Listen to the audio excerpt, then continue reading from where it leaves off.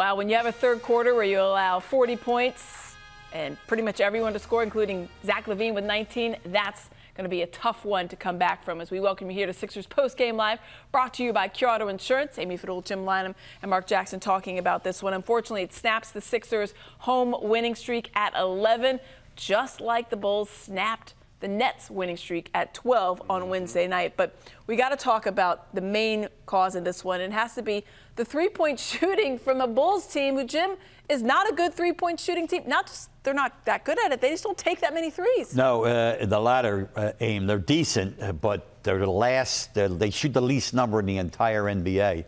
But I guess when you shoot it the way Lavine was shooting it tonight, I mean, he was unconscious. He must have watched the tape from the New Orleans game, and he banged home 11 threes. That's right. C.J. McCollum, just about 8 days ago, he dropped 11 three-pointers, 42 points. Zach Lavine said, oh, we'll see just one less as far as points, but he did have 11 threes and 41 points. Let's talk a little bit more about Zach Lavine's night as we take a look at his numbers. I mentioned 19 points in the third quarter, 41 overall, 14 and 19. And look at that, 11 of 13 from three.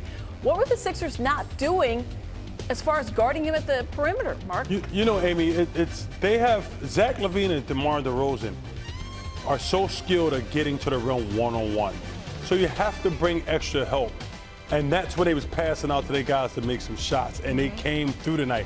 Normally those shots have been misses or almost misses, but tonight it was on fire. Yeah, I mean, I want to say they would learn their lesson, but it's not like, as Jimmy's pointed out, it's not like this is a big three-point shooting team. So it's not a surprise, or it probably was a surprise that they were able to do that. But we know what Zach Lavine can do. He is the subject of our Colonial Nissan Game Changer. And when you put up 19 in the third quarter alone and then 41 overall, that's obviously going to change a game.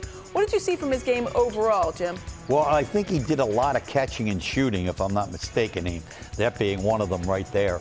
And usually that's the credit of a team moving the ball real well. Now here he dribbled it out of the backcourt, and you know, you're in decent defensive position. You don't expect him to shoot that.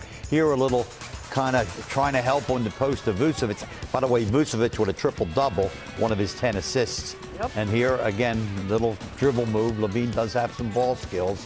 Here, a nice pass. That's like early offense. The Sixers not being matched up. Yeah, I mean, he's obviously got a lot of aspects of his game. We know he's a dunker. We've seen that in the All-Star weekend. But three-point is a very large part of his game, even if it's not a large part, Mark, of the Bulls' offense. Still have skills. A lot of times, great players, they say try to be the jack of all trades, the master of none. That's what a lot of people think.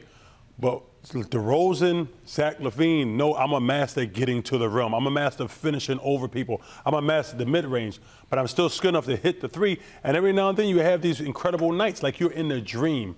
And Zach Lavine, 11, that's just unbelievable for Zach.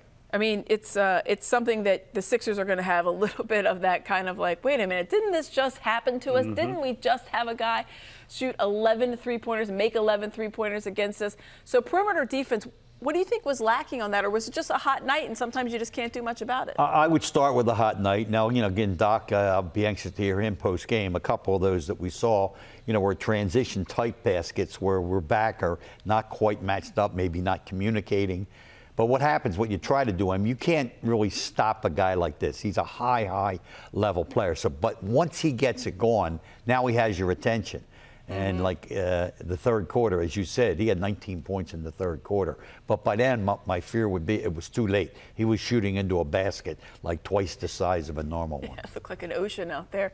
How much difference would a guy like Joel Embiid make in a game like this defensively, Mark? Well, you know, when you got somebody like Joel Embiid, who first of all covers so much ground because of his length and athleticism, you tend to not bring as much help from the three-point line because you got Joel hovering around the rim. So that kind of enables our guys to stay out and contest more shots closer to the three-point line and forces guys to finish over top of Joel. But a lot of times guys make business decisions like, no, I'm going to take that one off. And that's what happens. Well, we mentioned this at the beginning of our pregame show. The Sixers had won 12 straight over the Bulls. Big reason for that is Joel Embiid. Against this opponent, it's his best against any opponent in the East. He averages just over 29 points. So that also would have been a big difference maker. We were hoping to see James Harden step up offensively like we saw in that Pacers game. He did not. Let's check out our Yingling Presents Lager Up, and that's the defense on James Harden. And Jim, at halftime, he was 1 for 10. It's not like it got much better for him. What did they do defensively to really stymie him? Well, Patrick Williams right here guarded him right from the outset, and that's, you know, a taller guy. So I guess what their plan was to challenge him with a bigger, taller, longer hand, if you will, in the air. Now, whether that was a factor or not, that's good defense there on the challenge. And they seem to be determined not to let James get on the foul line. And, you take your chances. And unfortunately for James, this wasn't one of his best shooting nights. Yeah, to your point, he did go 6 of 8 from the free throw line, which is less than he usually gets to the line, but 4 of 17. He just seemed a little bit off. Do you think that's the defensive pressure, Mark, that they were presenting him? I think it was. I think they had long defenders guard him, and he struggled a little bit. But that's James. James is going to get off shots no matter how you guard him. Tonight was 17. It just didn't fall for him. So you can see this is when he played the Bulls before. Not a good shooting night either. So obviously that length. And also we have to talk about the athleticism that the Bulls present. We were watching some of those defensive plays. They're very active, Jim. They're active in the passing lanes. They're active with their feet. They're just a really good, active, athletic squad. Yeah, and that did turn into, better than their normal defensive effort. This team has been a pretty good offensive team all year long. Their problems have been at the defensive end. They've not been able to stop people, on any kind of a consistent basis. And Mark, when you have it, if you're a shooter like James Harden is, and he can be that scorer, we know he's not the guy that was playing with the Rockets anymore, but he can show those glimpses. When he's struggling like that and not getting to the line, how frustrating is that for him? Because his calling card is, all right, if I'm not making shots, at least I can get to the free throw line, and he was only able to do that 6 of 8. Yeah, so that him not getting to the free throw line as much as we would like, it comes and goes. It's not going to be consistent, but he's still high. Tonight we had, like I said, 8 free throws. That's still a high attempts. But with that being said, he still had 11 assists. So even though his percentage wasn't great, he's still efficient. He still makes sure everybody else eats and get easy opportunities. And then tonight you look at Maxey. Maxey got going a little bit. Yeah, so he did. Other people stepping up. This is one of the nights. James is going to be consistent. He's going to be a consistent scorer and facilitator in his league and consistent shooter.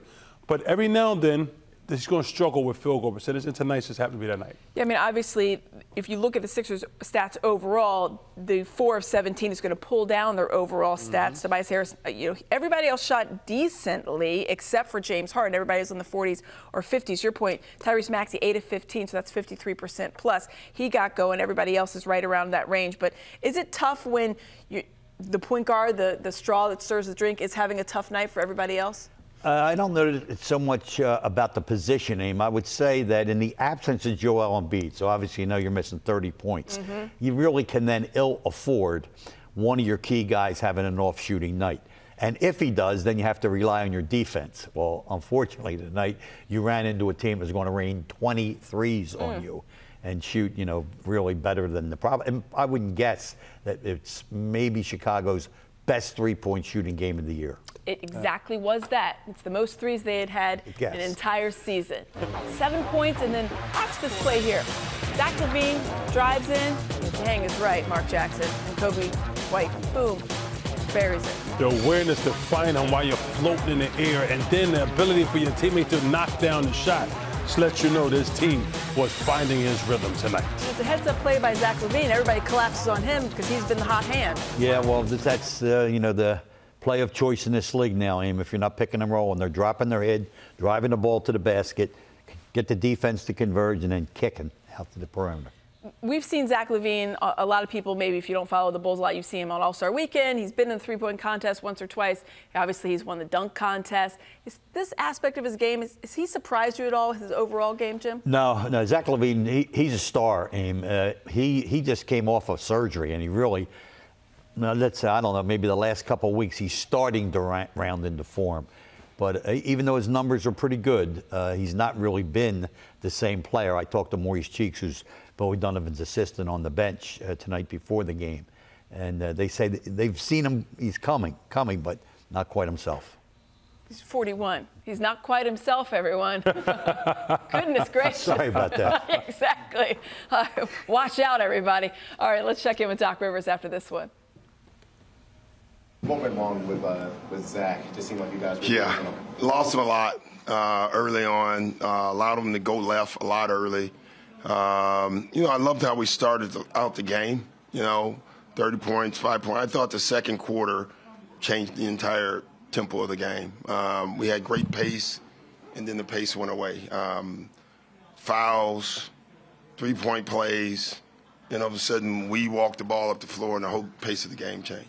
And then I feel like I'm stating the obvious, but is this kind of like where you miss Joel the most, especially because a team like Chicago all the time? Yeah, I mean, you miss him all over the floor, but honestly, I don't worry about it because he wasn't in the game, you know. So obviously with Joel, we're a different team, but we don't have him, and so we have to find a way to win that game tonight without guys, and that's what I tell our guys every night. Know who we could have had. We didn't win the game. Give them credit. They shot the heck out of the ball. They were shooting, 62% at halftime. We got it down to 57. It's hard to win a game that way when you're shorthanded and they're shooting that well. But I thought a lot of that was they beat us off the dribble a lot, got to the paint, and sucked us in. I thought that's how we played in the first quarter, and I thought that's how they played in the second, third, and fourth quarter. Third quarter, Patrick Williams was 7 for 7 from the field. So we were trapping Lavine and just couldn't get back out. That's the problem when a guy gets it going and you have to trap, and especially in the middle of the floor, which I don't favor. But we were just trying to get the ball out of his hands. He took Tyrese out only like a few minutes. I just wanted to go bigger. Yeah.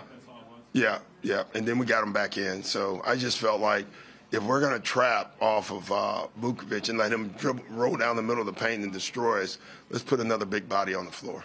You guys have had Sorry. No, you're good. Go ahead. Was that part of the reason you decided to play Paul Reed down the stretch? No, Paul was for energy. We felt like he was ready to play. And we just needed more athleticism and energy. And I thought he gave us a lift. You guys had success early in the season playing lineups with PJ at the 5, James leading those groups. You've gone away from them some the last couple of games after starting there. Yeah. What are you seeing that's working and what's not working? Well, what's working is when we get stops and we can play with pace because PJ can run to the corners instead of just always running to the middle of the floor. That's what we did in the first quarter. That gave us a lane. What doesn't work with that lineup, if they're scoring and now we're playing in the half court and now you don't have a roller anymore. So it really depends on our defense. When we're getting stops with PJ on the floor at the 5, it's very effective. When we're not, it's very ineffective. I feel like there are times tonight, a lot in the second half, particularly where you guys are maybe shaded a little bit away from the big side of the court, and they're swinging the ball, and they're getting open threes because they close out. Do you feel like the help positioning was right there? I didn't mind the help. I just thought it was bad traps overall. They were throwing bullet passes out of our traps. So, but we were down, and we were just trying to junk up the game.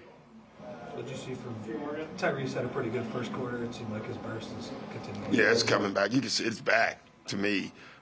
More importantly, shot's back, and I think his shot sets up everything else for him. So I think Tyrese is good to go. What does PJ have to do? It just seemed like the last 3 fourth quarters he wasn't in the game. What does he have? Well, tonight is a different beast for us. And I think it was 2 out of 3. But tonight we were just trying to make a comeback with going small and getting energy, athleticism, and running around. So I would throw this one out. Do you think his leg's been bothering him? Because he said PJ? after the last game. I don't even know. I don't think so. I think he's fine.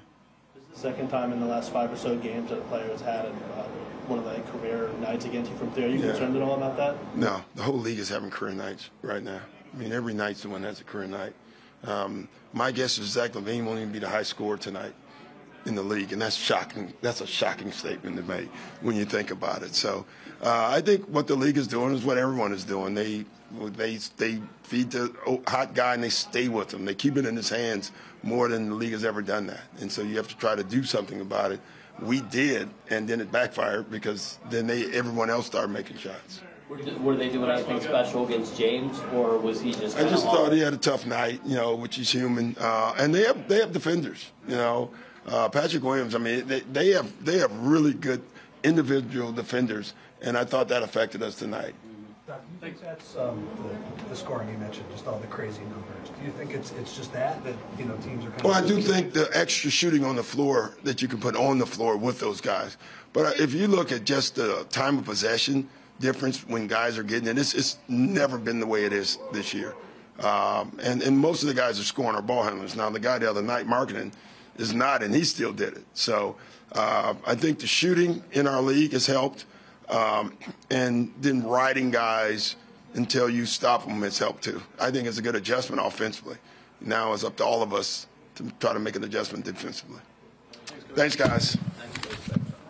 Doc Rivers at the end, they're talking about the high-scoring games. You're seeing 150, 130, 126 from the Bulls tonight. But we've got to talk a little bit about Nick Vucevic. Jimmy, you mentioned it. He had a triple-double. He does seem to feast a little bit when he goes against the Sixers. He likes seeing his former team. I don't know whether it is that he used to play here or what it is, but certainly no Joel Embiid, Mark, is going to always make him happy. Absolutely. You know, it is kind of personal with him. Everybody needs motivation. Remember, when he played here, he wasn't playing. Yep. And a lot of people felt as though he deserved to play the game. And respectfully, to the biggest, baddest man on the planet, Joel Embiid, Nick always plays well versus Joel. He does. So that's like extra motivation for him. But he's a very good player, in my opinion, has not got his due credit as a basketball player. Yeah, and that goes back to the Orlando days. They might not win those games, the Magic wouldn't, but he would certainly play very well against Joel Embiid. And here's a guy that, yeah, to Mark's point, Jim, he didn't play when he was here for whatever reason, and they shipped him off, and he's obviously had a really nice career, plays very good for the Bulls right now. 19 points. He always has been this rebounding guy, though. Always, always, always. Yeah. Even when he got in, as you say, he was not getting full-time minutes back when he was here. And I think that may have been his rookie year, if I'm not mistaken. Correct. And he's not the kind of guy that wows you, to be honest with you. You know, he's not a runner or a jumper, but he's one of those solid players. He can pass. Obviously, he's a terrific rebounder. He's among the top rebounders in the league every year. He's not going to be a great shot blocker, but he's a solid player in the post also. If you give him touches down there, he'll score the ball and he'll shoot a high percentage for you. That's such a good way to put it. He's not going to wow you, but then you look at the end of the game and you look at his stats and you're like, huh, all right, tip of the cap to you, Nick Vucevic. But you heard Doc Rivers also talk about Tyrese Maxey, saying, yeah, he's back with those three-point shooting numbers.